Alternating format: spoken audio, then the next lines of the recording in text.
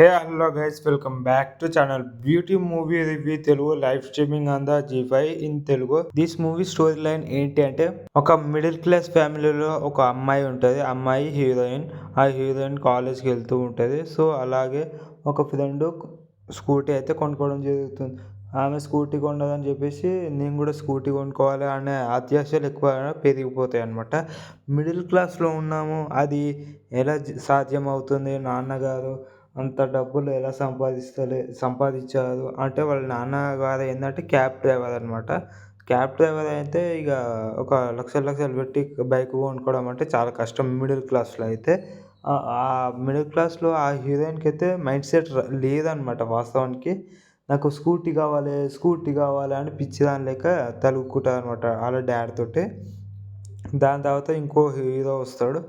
Hero అమ్మాయితో లవ్లో పడతాడు. ఎలా బిహేవియర్ ఉంటుందో మొత్తం చేంజ్ అయిపోతుంది అనమాట బిహేవియర్ అంతా.